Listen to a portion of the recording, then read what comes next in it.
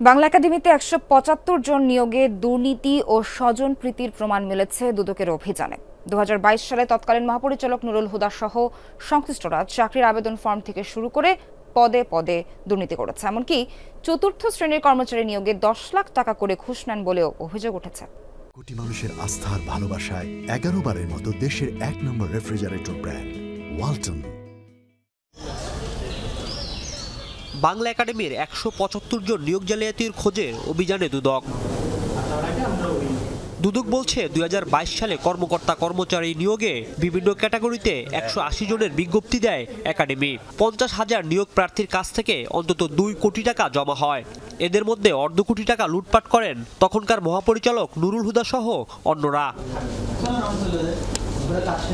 একইভাবে ৪,০০০ প্রার্থীর লিখিত পরীক্ষায় উত্তীর্ণ দেখানো হলেও মৌখিক পরীক্ষায় ডাকা হয় মাত্র ৫০০ জনকে। তবে ফল প্রকাশ না করেই ১৭৫ জন নিয়োগের সুপারিশ করা হয়, যেখানে চুক্তিভিত্তিক নিয়োগকে স্থায়ীকরণ, আত্মীয় স্বজন ও কমিটির সুপারিশের ভিত্তিতে নিয়ম লঙ্ঘন করে চাকরি দেয় একাডেমি।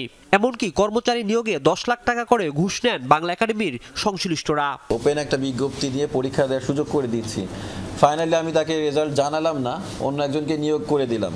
তো তারা তো ভাইবা পরীক্ষা দিয়েছে, তারা অবশ্যই তার রাইট আছে তার রেজাল্ট জানার। সেই বিষয়টা না জানিয়ে আমি গোপনে অন্যদেরকে নিয়োগপত্র দিয়ে দিলাম।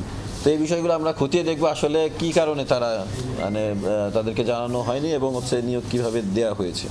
বাংলা একাডেমির বর্তমান মহাপরিচালক বলেন, অতীতে স্বজনপ্রীতির মাধ্যমে নিয়োগের অভিযোগ শুনেছেন। অপরাধ প্রমাণ হলে তাদের বিরুদ্ধে দুদকের ব্যবস্থা নেওয়ার আহ্বান।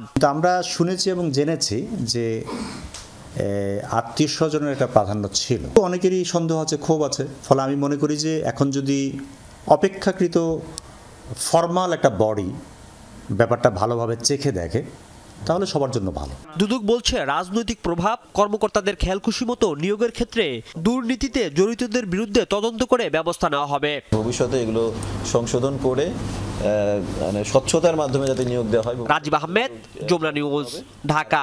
অবশ্যই যে নিয়োগের